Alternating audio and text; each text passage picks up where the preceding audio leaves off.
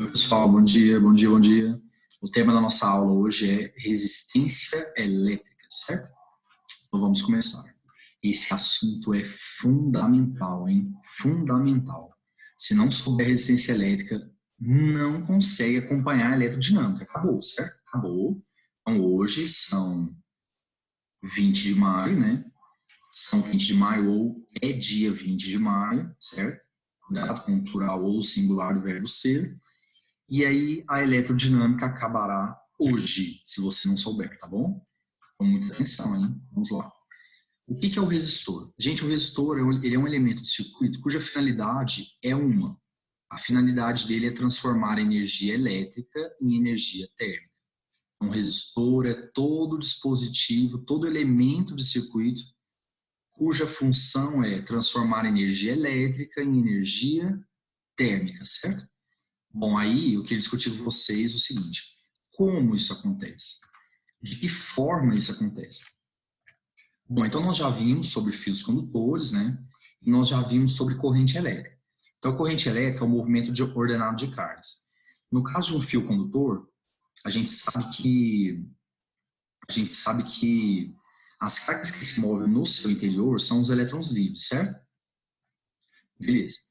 Esses elétrons livres, nós vimos no capítulo de corrente que o movimento deles não é rápido. Vocês lembram disso, né? O movimento deles não é rápido. Por quê? Porque apesar de estar dentro do campo elétrico e ganhar força, ele toda hora colide com elementos que estão lá dentro. Átomos, moléculas, outros elétrons livres do fio condutor. Então ele não consegue mover rapidamente devido a essas colisões. E nas colisões, olha lá o que acontece, ó. Bate e esquenta. Se depois você dá uma na mão aí, você vai sentir. Uma vez eu falei isso à menina. Cuidado, certo? Sem exagero. Você percebe que há um aquecimento. Beleza? E devido a esse aquecimento, o que é que está acontecendo? Se está ocorrendo, aliás, um aquecimento, o que é que está acontecendo? É porque aquela energia está sendo transformada em energia térmica. Então, é isso que acontece. Então, devido às colisões das partículas elementares com os átomos, moléculas e outros elétrons livres no interior do fio condutor, haverá, então, uma transformação de energia elétrica em energia térmica. Eu vou destacar todo o parágrafo, porque isso aqui é fundamental. Então, aqui, gente, isso acontece porque, ao atravessar um condutor, as cargas elementares que constituem a corrente elétrica interagem com os átomos e moléculas que constituem o condutor, certo? Tal fato leva à conversão da energia dos portadores de carga em energia térmica. Beleza? Como ficou conhecida essa conversão de energia elétrica em energia térmica? O nome dela é efeito Joule, certo? O nome dela é efeito Joule, beleza? Então, devido às colisões que ocorrem entre as partículas no interior do fio condutor, energia elétrica será transformada em energia térmica, nome dado a esse fato, efeito Joule. Lá em corrente elétrica, nós vimos efeitos fisiológicos da corrente, né? Então, a passagem de corrente, ela produz efeitos fisiológicos, contração muscular e tal. Aí agora nós vimos o efeito térmico. Então, a passagem de corrente faz com que haja um aquecimento, certo? Tudo bem? Esse é o efeito, certo? Vamos lá, continuando aqui então. Então, o nome dessa conversão de energia elétrica em energia térmica é conhecida como efeito Joule, certinho? Bom, gente, vamos ver um exemplo clássico de resistor. Um exemplo clássico de resistor é esse aqui. É um filamento de tungstênio, certo? Que existe no interior de lâmpadas, e esse aqui é um exemplo da lâmpada incandescente, que hoje em dia não é vendida mais, né? Hoje em dia nós temos lâmpadas fluorescentes, lâmpadas de LED e lâmpadas halógenas, a gente ainda acha. Agora, essa incandescente está sumindo, né? Como é que é a ideia? Qual que é a ideia? A ideia é a seguinte: ao passar a corrente elétrica naquele trecho, vai ocorrer a dissipação de energia por efeito Joule, certo? E o filamento vai ficar tão quente, mas tão quente, que ele vai emitir luz. Pessoal, isso é algo que nós veremos em física moderna, certo? Então, lá em física moderna, a gente fala que, apesar que em propagação do calor também isso é comentado, que a temperatura ambiente, os corpos são emissores de infravermelho, certo? Agora, à medida que ele vai aquecendo, aquecendo, aquecendo, chega um momento em que ele passa para a próxima onda, certo? A onda que vem depois é a luz. Então, a partir de 700 graus Celsius em média, o cara começa a brilhar, beleza? E é o caso que acontece na lâmpada incandescente. Eu não sei se vocês já repararam, essa lâmpada incandescente, ela costuma formar uma manchinha. Fica um escurinho aqui assim, ó. Não sei se vocês já viram. Isso deve-se à sublimação do tungstênio. Então, as temperaturas altíssimas fazem com que haja uma sublimação e o tungstênio, quando encontra essa superfície mais fria do vidro, ele ressublima e fica aquela camada sólida de tungstênio lá no vidro, formando aquela manchinha escura. As lâmpadas halógenas, o papel delas é impedir isso daqui. Então, lâmpadas halógenas não têm essa mancha, porque existe um halogênio lá dentro, que normalmente é o iodo, e o iodo, então, restitui o tungstênio que tinha sido depositado na lâmpada, tá? Mas aí é mais curiosidade, tá bom? Gente, olha só. Por favor, o resistor, você vê que ele está marcando que é esse pedaço aqui, né? Tudo bem? Entretanto, todos os fios aqui, ó, todo fio, deixa eu mudar então. Todos os pedaços do fio fazem efeito Joule. Então aqui, ó, nesse trecho vai ter efeito Joule e nesse outro trecho vai ter efeito Joule também. Agora a questão é que esse pedacinho aqui, ele foi adaptado para maximizar o efeito Joule, para dissipar a maior quantidade possível, certo?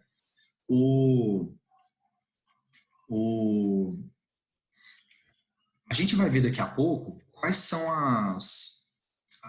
os fatores que influenciam na resistência elétrica de um fio condutor. Então, você pode adaptá-lo para ele maximizar o efeito, certo? Ou minimizar. Nem sempre o efeito Joule é interessante. Então, por exemplo, no caso da lâmpada, o que eu quero é o efeito Joule, certo? Eu quero que ela aqueça para emitir luz. Mas no caso de uma máquina de lavar, o que eu ganho com isso? Na verdade, eu quero que ela superaqueça, ela comece a brilhar e de repente minhas roupas entrem em combustão instantânea, certo? Espontânea, perdão. Então, definitivamente não é o caso. Bom, a representação de um resistor, gente, é essa aqui, ó. Então, é um risquinho, tá vendo? São os risquinhos aqui. Eles representam o resistor, tá bom? Beleza? Então, tá. Dito isso, vamos continuar, então. Nós vamos falar da lei de Ohm. Gente, a lei de Ohm é a base. Ela é a base, certo? Ela é crucial para que a gente consiga acompanhar a eletrodinâmica, beleza? Bom, então a lei de Ohm é a base. Por favor, eu preciso da total atenção. Então, vamos lá. Bom, gente, o que foi que o alemão Georg Simon Ohm descobriu? Foi o seguinte. Ohm descobriu que para certos resistores, mantidas as suas temperaturas constantes, então aqui, ó, não pode mexer na temperatura, daqui a pouco nós vamos discutir por que isso. A DDP aplicada em seus terminais é proporcional à corrente elétrica. Então, Ohm descobriu que há uma proporcionalidade, certo? Entre DDP e corrente. Gente, agora nós vamos parar aqui um pouquinho. Nós vamos discutir matemática. Lá em matemática, o que é que a gente aprende? Que duas grandezas são proporcionais quando a razão entre elas, por exemplo, A e B são grandezas diretamente proporcionais. Duas grandezas são diretamente proporcionais quando a razão entre elas dá uma constante, certo? Vocês se lembram disso? Então, se eu falo assim, A é diretamente proporcional a B, quer dizer que se eu dividir A por B, isso tem que dar uma constante. Se eu passar o B multiplicando, então a gente vai chegar nessa relação aqui. A é igual a uma constante vezes o B, certo? Bom, adaptando agora para o que o Omo falou, então o que a gente pode dizer então? Uma DDP não é diretamente proporcional à corrente? Então, U é igual a uma constante vezes a corrente, certo? Beleza? Quem que é essa constante? Foi chamada de R, é a resistência elétrica, certo? Então, essa é a lei de Ohm. U é igual a R vezes I. Então, a diferença de potencial nos terminais de um resistor, certo? Ela é dada por R vezes I. Beleza? Não preciso nem falar. Não preciso nem falar quão importante é essa fórmula, né? Certo? Se alguém perguntar assim, é importante? Eu vou ignorar, tá bom? É importante, professor? Tá. E aí você continua no alto, normal. Bom, então lá. Então, o DDP, né, é igual a R vezes I. Pessoal, quem é o U mesmo? U quer dizer DDP. Tá, o que é DDP mesmo? Diferença de potencial. Então, olha só, eu vou chamar esse ponto aqui de A, tudo bem? Nomeá-lo-ei A. Aí, lá em eletrostática, nós aprendemos uma forma que eu implorei que vocês não se esquecessem. Eu falei, gente, ela é importante demais para a eletrodinâmica, gente, ela é importante demais e tal, que é a seguinte, potencial elétrico é igual a energia potencial elétrica sobre a carga de prova. A carga está lá dentro do campo, certo? No caso aqui, a carga são as cargas que estão passando no interior do fio condutor, né? Porque tem corrente, né? Beleza. O que a gente percebe dessa forma? É o seguinte, gente, quando as cargas elétricas passarem, vocês se lembram que a corrente ela foi convencionada como se fossem cargas positivas, certo? Cargas positivas passando. Quando as cargas positivas da corrente elétrica passarem, haverá uma transformação de energia potencial elétrica em energia térmica, não é isso? Então, o que é que vai acontecer com a energia elétrica? Se ela vai virar energia térmica, então vai ocorrer uma diminuição da energia elétrica, certo? Diminuição da energia elétrica. Se haverá uma diminuição da energia potencial elétrica, então ocorrerá uma queda de potencial, certo? Beleza? Então, pelo amor de Deus,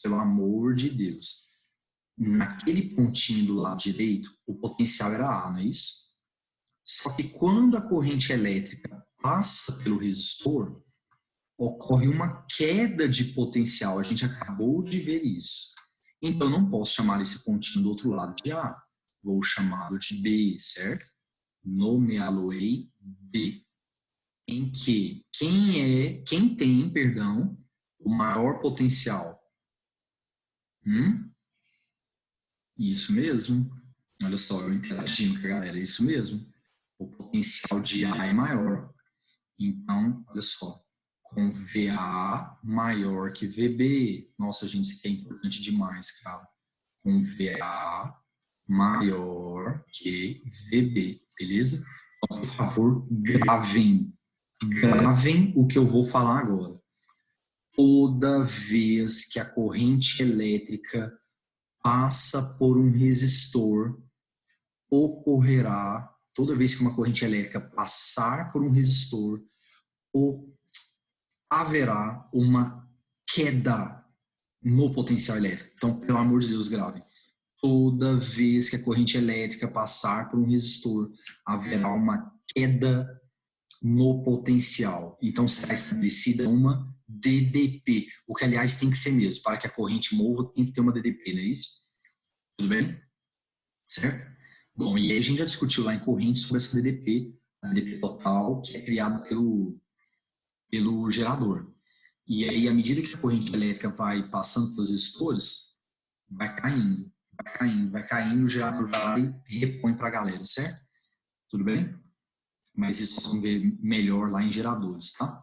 Então, por enquanto, o que é que eu preciso que você saiba?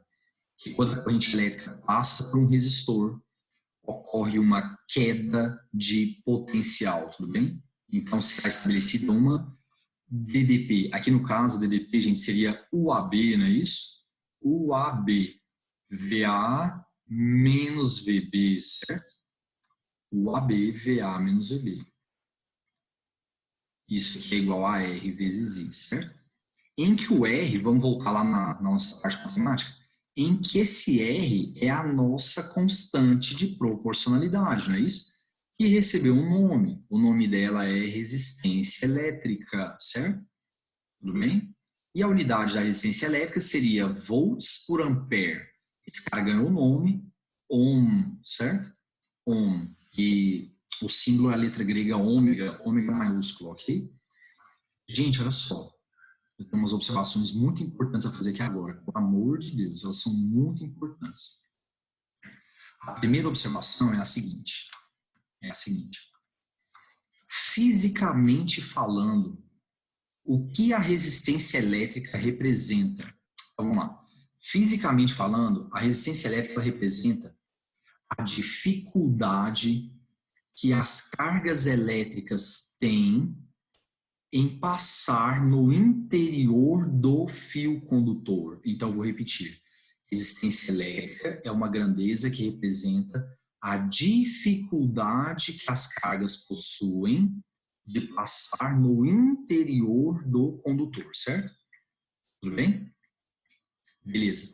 E outra coisa, para quem já viu essa matéria, sabe que a resistência elétrica não é constante, certo? Você não é, professor, né? Ali você está falando que o R é uma constante de proporcionalidade, né? Mas o R não é constante. Eu já fiz muito exercício em que o R mudava. Sim, é possível mudar a resistência de um condutor? Claro que é. Nós vamos ver daqui a pouquinho como é que faz. Agora, o que eu estou questionando é o seguinte. Quando o Ohm criou a lei dele, ele não queria que mexesse na resistência. Por favor, aquela lei que Ohm criou, ela é válida quando o resistor não tiver sua resistência alterada. Essa foi a ideia, tudo bem? Tudo bem? Na verdade, gente, essa fórmula, se você mexer na resistência, ela também é válida. Mas nesse caso, o resistor não será dito ômico. Então, por favor, ó, eu vou começar por aqui embaixo, para depois explicar o gráfico. Então, por favor, o que são os resistores ômicos? Resistores ômicos são resistores que obedecem à lei de Ohm. Aí, quando a gente fala lei de Ohm, os alunos pensam que é obedecer à fórmula. U igual a vezes I. Cuidado com o enunciado. Cuidado com o enunciado. Obedecer à lei de Ohm quer dizer que a DDP e a corrente serão diretamente proporcionais e o R será uma constante, certo? Então, por favor, o que é um resistor ômico? Resistor ômico é aquele que obedece à lei U igual a R vezes I, em que o R é uma constante, certo? Então, o resistor ômico é aquele que obedece à lei de Ohm. O que diz a lei de Ohm? U igual a R vezes I, em que o R é uma constante, tudo bem? Em que o R é uma constante. Isso é um resistor ômico, tá? Fique claro. Aí, vamos lá. Se, para você ser ômico, o R tem que ser constante, então nós vamos cair na seguinte situação, ó, gente. Se o R não muda, vamos lá, U igual a R vezes I, e que o R é uma constante, né? Então, se o R não muda,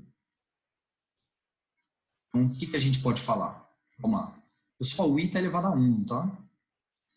Como o I está elevado a 1, então a gente vai ficar com a seguinte situação. Na matemática, a gente vai ficar com essa função aqui, ó. Y igual a x, não é isso? E a gente viu em matemática que isso daí equivale a uma reta. Então, o gráfico DDP versus corrente será uma reta crescente ou decrescente? Crescente, porque a constante de proporcionalidade é a resistência. E a gente não trabalha com resistência negativa, tudo bem? Certo? Ok. Então, uma reta crescente que passa pela origem. Porque é óbvio, gente, se não tiver corrente, não será estabelecida a DDP nos terminais do resistor, tudo bem? Certo? Esse professor, peraí, para que tenha corrente tem que ter DDP.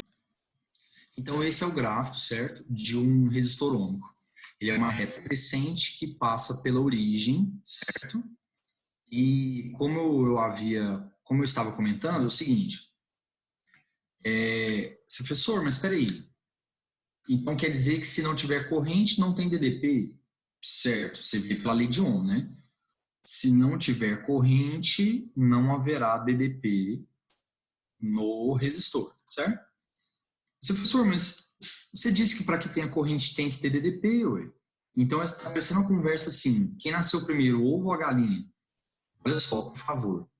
Realmente, fica parecendo isso, né? Ovo ou galinha, quem nasceu primeiro? Presta atenção, por favor. Lá em corrente, nós vimos que o gerador ele estabelece uma DDP no circuito. Porque para que haja corrente, tem que ter DDP. Aí a DDP que ele estabelece é no circuito, certo? É a DDP total, tudo bem? Aí a corrente começa, entendeu? Então a corrente vai existir por causa do gerador, não é por causa do resistor, tudo bem? E quando a corrente surge por causa do gerador, ao passar no resistor, vai ter uma DDP no resistor, por causa da passagem dela, e a gente acabou de ver por quê, né? Por quê? Porque ela passa, perde energia elétrica, diminui o potencial elétrico, tudo bem? Então a passagem de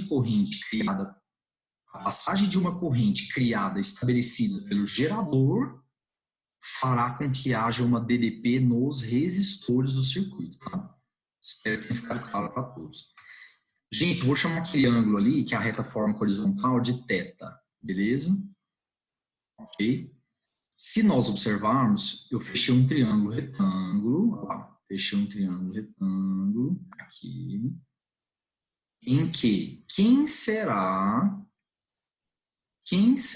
a tangente de θ? Bom, a tangente de θ ela vai ser o cateto oposto, que é o U, pelo cateto adjacente, que é o I, certo? Quem que é U sobre I, de acordo com a lei de Ohm? É o R. Então, a tangente de θ é numericamente igual à resistência elétrica, certo? Gente, por que mesmo numericamente? Por que mesmo numericamente? Porque apenas o valor é igual, certo? Tangente é uma grandeza adimensional, tangente não tem unidade, e o R tem, né? O R é dado em ohms, tá bom? Certo? Lembrando, eu não vejo necessidade de decorar isso aqui, tá? Porque se me pedirem o R, eu pego um ponto da reta e jogo no U igual a R vezes I, certo? Talvez a única coisa interessante de você saber isso aqui é porque quanto maior for o ângulo, maior a tangente, maior será a resistência. Né? A única coisa que a gente pode tirar interessante, tá bom?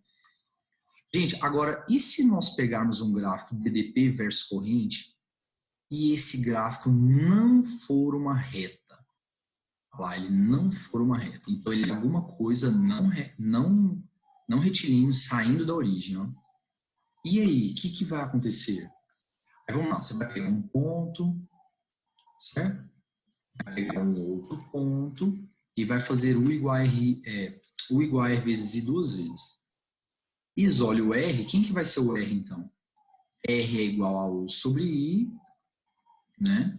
E quando você fizer, para o segundo caso, U' sobre I', você vai perceber que o valor que você vai encontrar vai ser diferente do primeiro.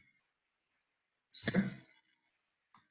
Então, você vai lá e faz U igual a R vezes I, vai achar um determinado valor de resistência.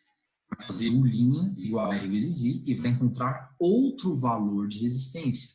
Conclusão. A resistência mudou, foi ou não foi? E se a resistência mudou, Se a resistência mudou, a lei de Ohm não foi obedecida. Porque, gente, obedecer a lei de Ohm não é simplesmente U igual a R vezes I. O R tem que ser uma constante, certo? Então, se ao jogar na fórmula o R não ficou constante, conclusão, o resistor não é ômico, tudo bem? Então, o resistor é não ômico. Tem muitos alunos que você fala assim, ó, resistores que não obedecem à lei de Ohm são chamados de não ômicos. Aí a pessoa não sabe esses detalhes. Ela pensa assim, então não ômico é aquele que eu não posso usar U igual a R vezes I. Tá errado. Pode sim, a definição de resistência é essa. Resistência é DDP por corrente, certo? Não tá errado. A diferença é que a resistência elétrica não se manteve constante. É isso que determina você ser ômico ou não ômico, certo? Tudo bem? Então a diferença não está na fórmula. A diferença está no fato de você ser, de o R ser, perdão, constante ou variável, tá bom? Resistor ômico, o gráfico é uma reta crescente passando por origem. Resistor não ômico, o gráfico é qualquer coisa crescente passando pela origem, menos uma reta, certo? Isso que caracteriza o não ômico. Ok? Então vamos lá, gente. Vamos falar agora sobre resistividade. Vamos lá? Olha só, vamos supor que você tem um fio condutor, beleza? Um fio condutor feito com um certo material, só sei material condutor, certo? Metais são um bom exemplo, né? Nós vamos chamar a área da secção transversal do fio de A e o comprimento do fio nós vamos chamar de L, certo? Beleza, olha só. Então, gente, você tem um fio condutor, beleza? O fio ele tem formato cilíndrico, né? Eu vou pegar aqui, ó. Vou pegar minha figura. Aqui está o fio. A gente imagina o fio como um cilindro, né? Assim, certo? O que é esse negócio, a área da secção transversal? Bom, para quem não se lembra, é o seguinte. Você vai pegar e vai fazer um corte perpendicular, certo? Você vai fazer um corte perpendicular. É o que nós chamamos de, o povo fala na roça, você vai cortar de banda, certo? De banda. É isso aqui que é secção transversal. Então, secção transversal é quando você faz um corte perpendicular, certo? Tudo bem? É o de banda. Quando você faz um corte perpendicular num cilindro, olha a figura que você obtém, ó. Aqui, ó. A figura que você vai obter será um círculo, não é assim? Um círculo, tá bom? Beleza? Tá. Agora, e se você fizesse um corte assim, ó, pegando o cilindro todo, ó. Esse corte é o que nós chamamos de secção longitudinal, tudo bem? Secção longitudinal. E na roça o povo fala de comprido, certo? Então, de comprido, secção longitudinal, certo? De banda, secção transversal, tá bom? Então, no caso, vamos lá, vamos voltar aqui. Então, ele chamou, aqui ó, vou destacar aqui com a caneta. Então, você fez um corte perpendicular e a figura formada foi um círculo, não foi? Ele chamou a área desse círculo de A. Então, o A é a área da secção transversal. Reparem que ela coincide com a área aqui da base, né, do cilindro, certo? Tudo bem?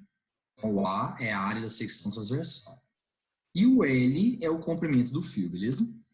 Gente, quantos fatores afetam a resistência de um condutor? O que vocês acham? Chuta o número bom, chuta o número bom. 3, muito bom. 3, são 3 fatores que afetam a resistência. O primeiro fator, acho que é bem óbvio, é o material, certo? Cada material vai ter uma resistência diferente. Tem materiais que permitem que os elétrons fluam mais fácil, tem materiais que dificultam mais a vida dos elétrons, certo? Segundo fator.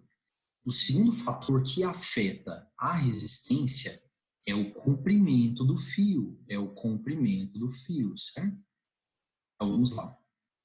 Gente, a minha pergunta é muito simples. Eu quero saber se, quando o comprimento aumenta, a resistência aumenta ou diminui? O que vocês acham? Se eu aumentar o comprimento do fio, a resistência vai tornar-se maior ou menor? Isso mesmo. Perfeito, maior. A resistência vai ficar maior. Quanto maior a resistência, quanto maior o comprimento, perdão, maior a resistência. São grandezas diretamente proporcionais e o símbolo parece um alfa, né? O símbolo de proporcionalidade, certo? Aí você me pergunta assim, por quê? Por que quando aumenta o comprimento, aumenta a resistência? Gente, quanto maior for o comprimento, maior será a quantidade de átomos ou moléculas no caminho do elétron. É ou não é verdade? Porque o elétron vai passar lá dentro, né? Certo? Você sente que quem move a carga negativa. Tudo bem? No caso de fios condutores, né? Então o elétron vai passar lá dentro e quanto maior o comprimento, maior a quantidade de átomos ou moléculas que ele vai encontrar no caminho. Então a chance de ele bater é maior, certo? Então imagine, você está andando lá no centro, rua cheia, certo? Situação normal, né? Que se Deus quiser vai voltar logo.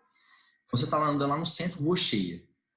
Você acha que é mais fácil você trombar com alguém se a rua tiver só 50 metros ou se tiver que andar 1 quilômetro de rua cheia? Então, a Avenida Goiás inteira cheia. Qual a chance maior de você trombar com alguém? Numa ruazinha de 50 metros ou numa avenida extensa? Com certeza, quanto maior a possibilidade de eu trombar com alguém, certo? Porque eu vou ter que percorrer um percurso bem maior, vou encontrar mais gente, né, no meio do caminho, tá? E o segundo fator, que eu queria discutir, o terceiro fator, perdão, que eu queria discutir com vocês, é a área. Gente, vamos lá, resistência e área.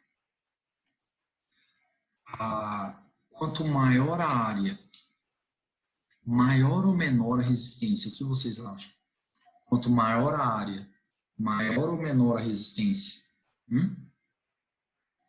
Menor. Muito bom, muito bom. Área e resistência são grandezas inversamente proporcionais. Então, deixa eu escrever aqui.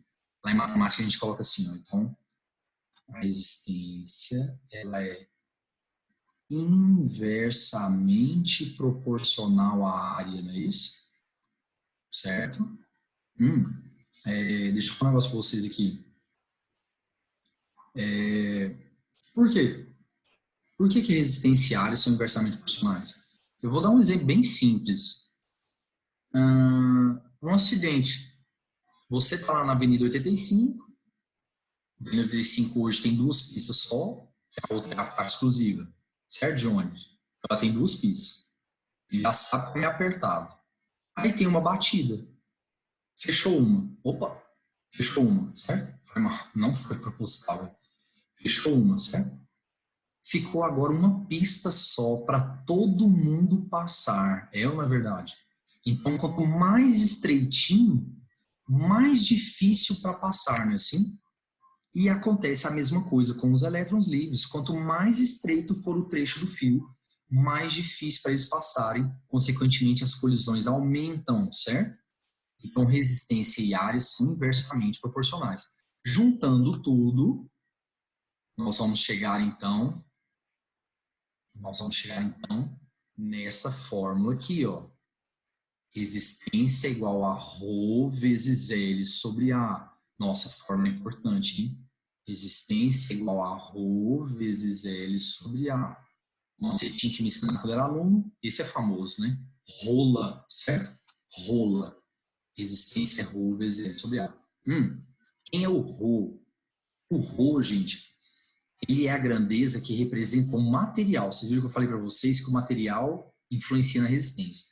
Então, o ρ é o cara que entra para representar o material. Cada material tem o seu ρ. Para quem não se lembra, o ρ foi chamado de resistividade, certo? Tudo bem? Beleza? O ρ é a resistividade, tá? Cada material tem o seu ρ, tá bom? O L é o comprimento do fio e o A é a área da secção transversal. fazer um comentário aqui rápido. Uma vez eu dando aula, aí eu falei, eu vou... Aliás, não, perdão. Fui fazer um exercício e ninguém me falava como é que fazia. Gente, qual forma eu vou usar? E o povo lá. E ninguém falava nada. Eu falei, gente, qual forma eu vou usar? Qual forma eu vou usar? Aí eu falei, gente, é rola, vocês não lembram? Aí o cara, claro que eu lembro. Tá na ponta da língua. Aí a galera, ha, ha, ha, ha, ha, ha. Bom, tá, não é o caso. Vamos lá. Então, resistência é ρ vezes L sobre A, tá bom? Gente, qual será a unidade do ρ? Se você isolar, vai ficar o seguinte. Unidade de resistência, ohm, certo? Vezes a área, unidade oficial de área é o metro quadrado, certo? Dividido pelo comprimento, que é metro, né? Aí você corta o quadrado com metro, e a unidade oficial do ρ está ali, ohm vezes metro. Essa é a unidade do sistema internacional, tá bom? Deixa eu fazer a pergunta. Materiais bons condutores têm ρ alto ou ρ baixo? O que vocês acham? Materiais bons condutores têm ρ alto ou ρ baixo? Baixo, perfeito. Por quê? Porque eles têm resistência pequena. Se você é bom condutor, a sua resistência é menor, né? Você não fica dificultando a vida dos elétrons, ok? Então, materiais bons condutores têm resistência baixa e, por tabela, ρ pequeno, tudo bem? Certo? E os isolantes, eles têm uma resistência alta e, por tabela, o ρ deles é maior, beleza? Ok? Vamos lá, vamos continuar aqui. Gente, para quem não sabe, o inverso da resistividade ficou conhecido como condutividade. Olha só, gente, vocês concordam comigo que quem é bom condutor, acabamos de discutir, tem que ter resistividade baixa, né? Então, são duas ideias inversamente proporcionais. Então, a condutividade, representada pela letra grega sigma, certo? Ela é o inverso da resistividade, tá bom? Ela é o inverso da resistividade. Ela é 1 sobre ρ, tá bom? Qual vai ser a unidade desse troço, ó, gente? A unidade vai ficar assim, ó. 1 sobre ohm vezes metro, não é isso? Você pode passar o ohm para cima. Então, vai ficar ohm a menos 1, certo? Sobre metro. Gente, esse ohm a menos 1, ele ganhou um nome especial. O Siemens, certo? Então, a unidade está ali. A unidade é o Siemens por metro, tá bom? Siemens por metro. Essa é a unidade da condutividade. Ó, eu estou falando isso aqui mais por desencargo de consciência, porque realmente condutividade é algo raríssimo. É raro aparecer, mas fica a ressalva, tá? Aí, outra coisa. A gente tem também o inverso da resistência, né? Então, a gente tem o inverso da resistividade, e nós temos também o inverso da resistência. O inverso da resistência, ele normalmente é representado pela letra G, e o nome dele é condutância. Então, G é a condutância, e ela é 1 sobre R, certo? Tudo bem? Então, por favor, inverso da resistividade, condutividade. Sigma é 1 sobre ρ. Inverso da resistência, condutância, representado pela letra G. A unidade da condutância é o Siemens, certo? Aqui vai ficar ohm menos 1, tá bom? Beleza, vamos continuar. Eu falei para vocês, gente, que a resistência de um fio condutor, ela depende de 3 fatores, não é isso? Mas na verdade são 4. Na verdade são 4, e o quarto fator nós vamos discutir agora. Chama-se temperatura, certo? Então, por favor, vamos pensar? Deixa eu abrir a tela aqui. Vamos pensar. Se você aquece, certo? Se você aquece um material condutor, o que você acha que vai acontecer com a resistência dele? Gente, quando você pega um material condutor e esquenta, o que você acha que vai acontecer com a resistência dele? Aumenta, diminui, não acontece nada? O que vocês acham? Perfeito, perfeito. A resistência aumenta. Por que aumenta? Porque quando você esquenta o cara, aumenta a agitação atômico-molecular. Se a agitação da rede é maior, é mais fácil ou mais difícil para o elétron passar? É mais difícil. Então, se você agita mais, é mais difícil para o elétron passar, certo? Aumenta a resistência, tudo bem? Bom, experimentalmente, os físicos chegaram nessa relação aqui, ó. Então, deixa eu destacar o que é importante. Então, a resistividade do material depende da temperatura, certo? E experimentalmente, acabei de explicar para vocês por quê, né? Experimentalmente, os físicos chegaram nessa fórmula aqui. Então, vamos lá. Rho, quem que é o Rho, por favor? Resistividade final. Isso aqui vai ser igual ao Rho0, que é a resistividade inicial, certo? Que multiplica 1 mais alfa delta teta, ok? Beleza? Rho0 que multiplica 1 mais alfa delta teta. Em que o alfa, por favor, não confunda com dilatação. Pela dilatação, a fórmula é muito semelhante, né? O alfa não é o coeficiente de dilatação linear. O alfa é o coeficiente de temperatura, certo? Mas a unidade dele é a mesma. É o grau Celsius a -1. Gente, por favor. O alfa da dilatação, o coeficiente de dilatação linear, ele discute isso aqui, ó. Começa a esquentar e começa a aumentar a distância média entre as partículas, certo? É isso que aquele cara discute. E esse alfa aqui? Esse alfa discute o seguinte: começa a esquentar, aumenta a agitação. Ele não está nem aí, se está aumentando ou diminuindo a distância, está nem aí. Aumenta a agitação e o elétron colide mais fácil. Então, são alfas diferentes, são ideias diferentes, tudo bem? Inclusive, qual alfa é o mais significativo? Qual dos dois alfas é o maior? É esse alfa da elétrica ou é o alfa da termologia?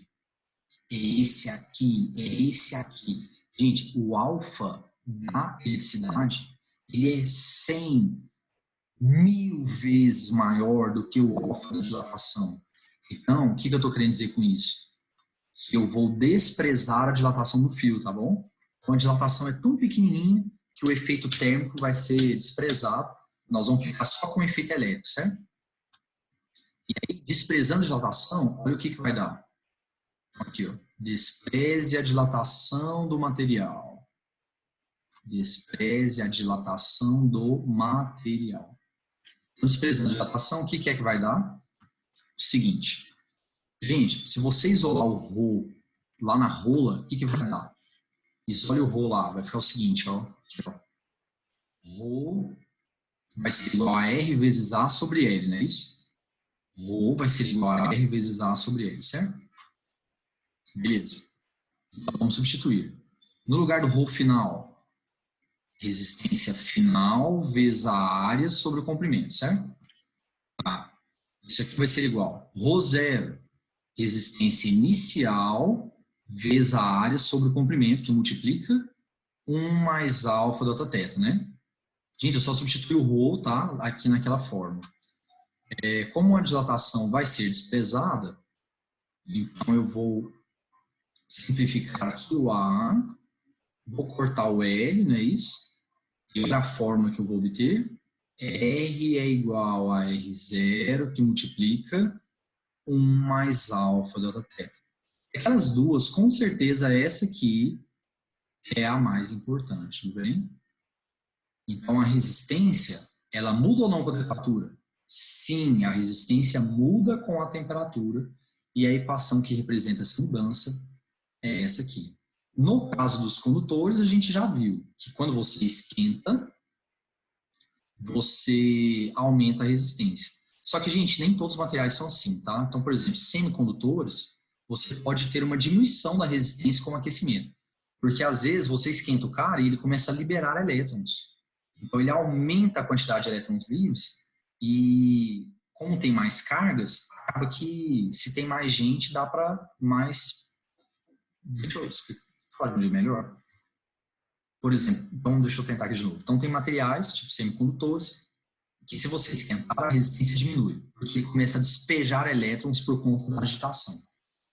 Aí, se você tem mais elétrons livres, Então, acaba que alguém vai conseguir passar com mais facilidade, certo? Tudo bem? Tem mais gente lá no lugar, então vai ser mais fácil a passar, tá? Então, depende do material, só que o que nos interessa aqui é condutor. Para os condutores, quanto maior for a temperatura, maior será a resistência. Tudo bem?